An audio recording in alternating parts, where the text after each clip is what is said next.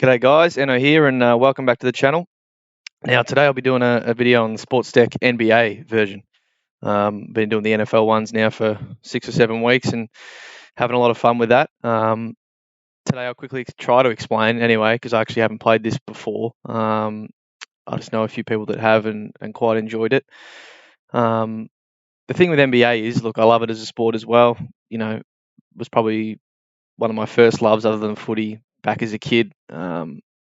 NBA Live 06 was one of my favourite games. With D Wade, LeBron, Allen Iverson, growing up. But the fantasy side of it, if you play the normal, points leagues or 12 category, 9 category, whatever you play, it's daily and it's very like you can set your lineups in advance, but it is all about maneuvering the waiver wire and pickups each day and how many players and games you can get into each game week and trying to maximize that, which, look, I love fantasy probably as much as anyone or more, but even that for me is a bit too, just having to check that every morning, and trying to, work out what's the best strategy, because it really comes down to who works it out the best, wins those sorts of leagues. Whereas I like more of a, not set and forget, but more of a, sit back and relaxed version of NBA, because it is so, daily. There's 5 to 10 games every day. So we all like this format from Supercoach and obviously SportsDeck have that for a number of sports on their website. But yeah, we'll give the NBA one a crack. I probably won't do weekly videos, but I might update, how my team's going every few weeks, and I'll, probably post it on Twitter and stuff. So I've changed my handle recently to NO Fantasy since I'm trying to cover as much as I can, but I will be mainly doing Supercoach obviously next year.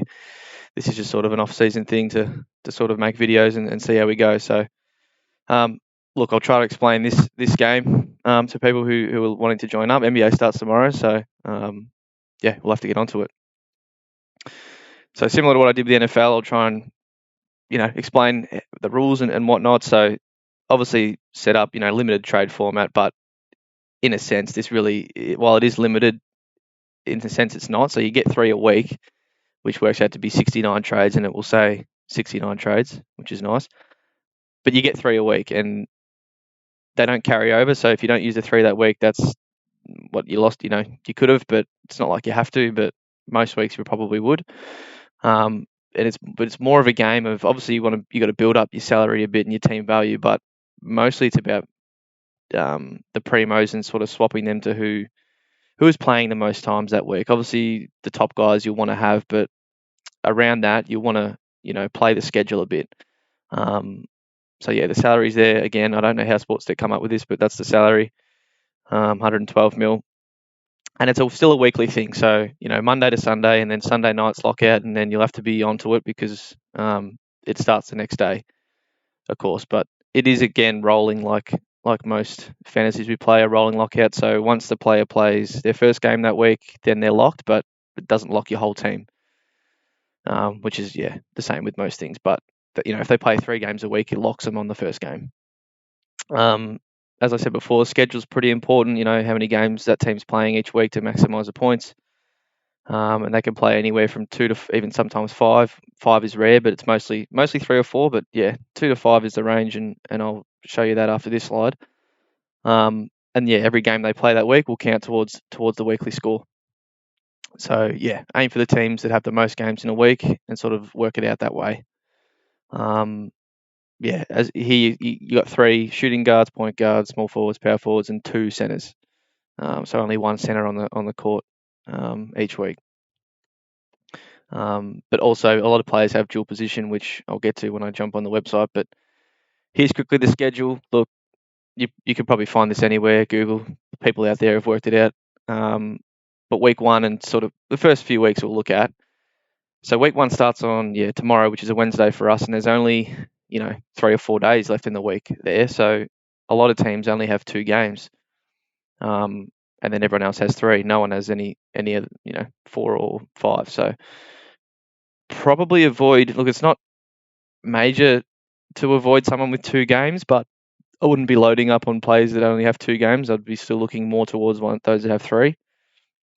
And then looking ahead at teams that actually have 4 as well. So there's some good teams like the Celtics, the Hornets, even actually 3, and then 4, 3 in a row. So probably only relevant guy from there would be LaMelo. The Cavs 3, and then 4 a couple of times. And then Pacers. There's a couple others, Magic, but not some very relevant teams. But anyway, have a look at that and use it to sort of not fully sway you towards players that you're going to pick, but a fair reason whether to or not. Now, okay, so that's just quickly what I've got there, but we'll jump onto the website and we'll have a look. So, look, the main players, and this is obviously using last year's average.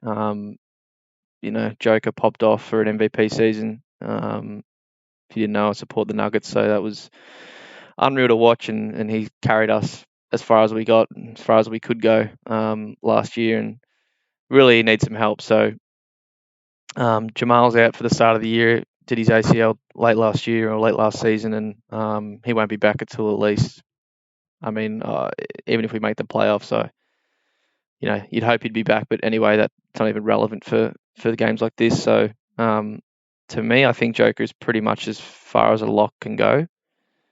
And the only reason, as I did say before, you wouldn't pick him would be that I think the Nuggets only have 2 games on the first week. But I think Joker is one that is so dominant in fantasy, him and probably Giannis in points leagues, that I think I would go with him anyway. So I think for me, Joker is a lock, and whether that's at power forward or center, because he's got dual, we'll look at later. But I don't think it will matter, because I think what the aim here is we'll have both of these guys, Giannis and Joker, and whether you have either one at whatever position, they're to me 2 pretty big locks.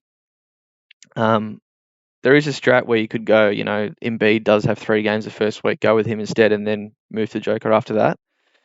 That's definitely on the cards. Whether you want to do that, I don't know. You will need obviously some cash to do so. And bearing in mind, price is the same. They change after a player's played 3 games. So if they only have 2 games in the first week, their price won't change. So Jokers will be 18 mil still, and Embiid will have to sort of keep up with whatever. I guess it's a 33 average to. So he's pretty much got to score 100 points the first week to hold his price, and then even then, you'll need a couple mil to make the move. So the fact that we get 3 trades is probably pretty easily attainable. So that's sort of your power forward centers. That are pretty much locks. There's top 3 guys. You can look at Sabonis. You can look at a KD. I wouldn't look at, because I don't think he plays every game. He might. He sort of came back from a major injury last year. Looked very good. He still will rest here and there, I'd imagine. Joker and Giannis are guys that just do not rest. Joker played every game last year. I think Giannis did too. They're guys that just want to be out there every game. Further down, Sabonis, maybe a great fantasy player, but I just think for these positions, the top guys are better. So work our way down here. We've got a small forwards. And small forwards, I think, similar. LeBron will rest some games too. The Lakers, they're fine. They open with 3-4-3, so they don't have a week where they have 2. But to me, I think Paul George here, his value is too good to pass up. Kawhi's out for the year, or pretty much will be. I doubt he comes back unless they go deep into the playoffs. But yeah, again, KD, I think rests too much. Jimmy, look, his average here is pretty decent, but I just think there's a lot of guys at Miami now, and I just think PG, Clips are his team now, and he showed last year towards the back end of the season and into the playoffs that he can be an unbelievable player, and he does have it in him. It's just whether or not he can be consistent enough. But I do think he's a very good regular season player, and he was 3rd in MVP voting, I think 2 or 3 years ago when he was at OKC. So to me, obviously Clippers do have 2 games first week, so it is a bit annoying, but I think his value is too good to pass up. But also bear in mind his price won't change the first week, because he only plays 2, and you could go someone else and sort of plan to bring him in after. So, for instance, I think the Celtics do have 3 games, so you could go Jaylen Brown. Hopefully he gets more points than PG would, and then swap him to PG after that. So let's just leave Jaylen Brown there and say we're doing that for now. And then we'll go to the guards. So point guards, shooting guards. A lot of these guys have dual position between the two. And to me, the biggest lock here. Look, it is hard again, but I think Steph. There's a lot of guys. That's why it's sort of hard. But I think Steph to me is a lock. The Warriors open. Where are they? Yeah, just with 3, 3, 3, 4, 4. So they don't have any week or 2 till late. Clay's still not back. Steph's obviously the guy. He's in the MVP running last year until, if Joker didn't exist, he would have won. So, yeah, man. Look, he had a few injury problems in years gone by, but he's fully healthy now and has been for a while. So, I just think Steph, it's his team. He's gonna launch shots that Warriors were shooting like 63s, 73s almost in the preseason. I just think they're gonna absolutely just go nuts on the offensive end, and to me, I think he's a lock. And then the other guy would be Luka. I mean, he's still so young, and for what he already does, he just absolutely fills the stat sheet. Yeah, I just can't go without Luka, knowing that he's going to go out. He just goes nuts every game he plays, and he rarely misses games either. What did he play? 66 last year. So yeah, to me, I think he's a lock, and I don't think the Mavs have 2 the first week. Yeah, so he's another one you could maybe look at if you want to do the strategy where you trade your primos or trade around your primos, where you start with Harden. Instead, Harden's healthy now, or as healthy as he has been, because he was quite banged up last year. But yeah, you could do the similar strat with Jaylen Brown to PG or whatnot, and have him for the first week since they play 3, and then trade him after that. So there's sort of your 5 primos. Now I don't know if I can do it in SportsDeck yet by ownership. I don't think so. But look, rookies that we'll look at starting: Cade Cunningham at Detroit. It's pretty much going to be his team. They're pretty putrid. And then Jalen Green at Houston, similar that these guys will both start at their squads. Their squads are terrible, but hopefully their usage will be high. Suggs is another one at Orlando. A sneaky one that a few people I've seen, or plenty have, because of the preseason form, and Clay obviously being out for still another couple of months, is Jordan Poole. You might be able to get a bit of value out of him. He should average more than 10, I would assume, and he could, get your team value up, and you could flip him for someone later on.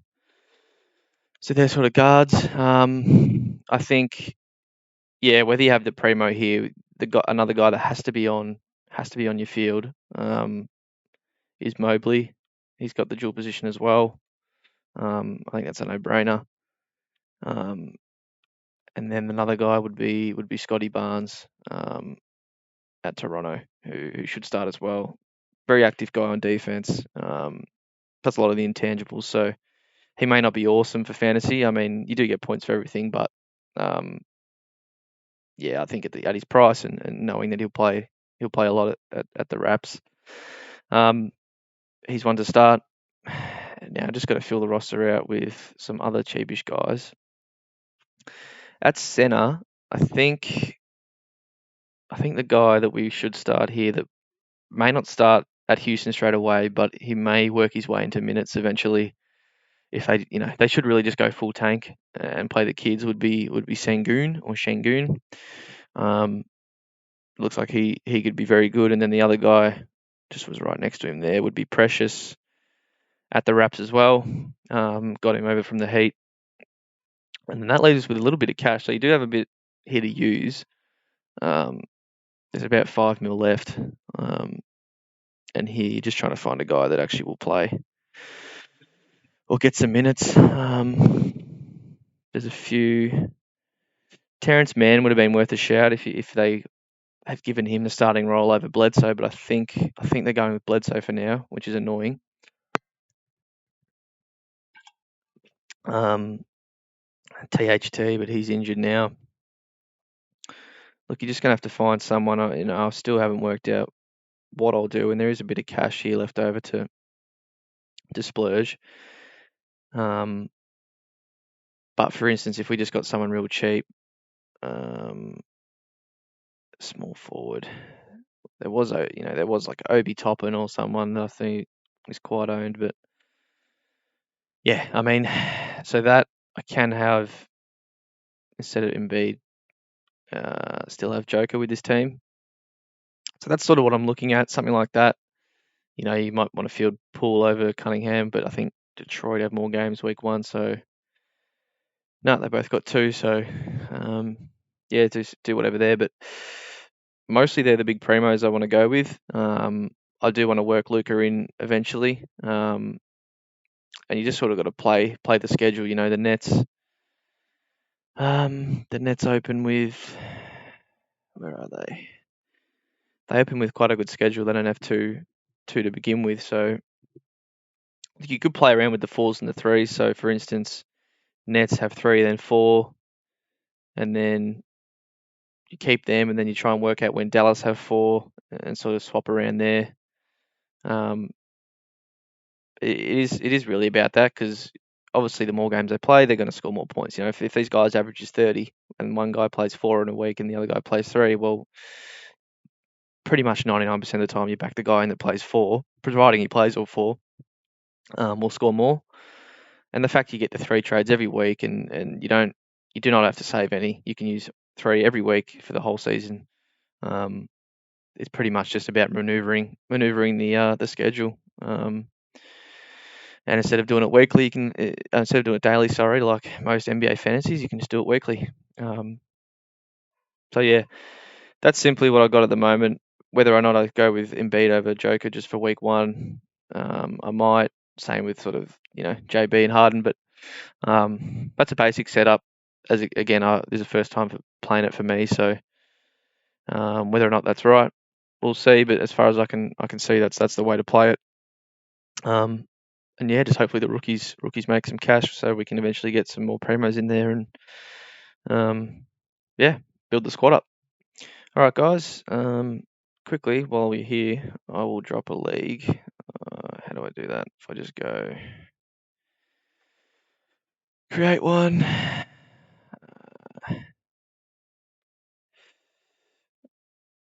Oh no, that's league code. Yep, no one saw that.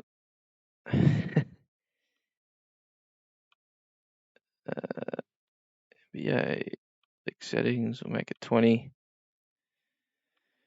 Create. So the league code, you can see it there, 718195. Join it, boys, and yeah, if it fills up, I might make another one, but I think that one leg will be enough.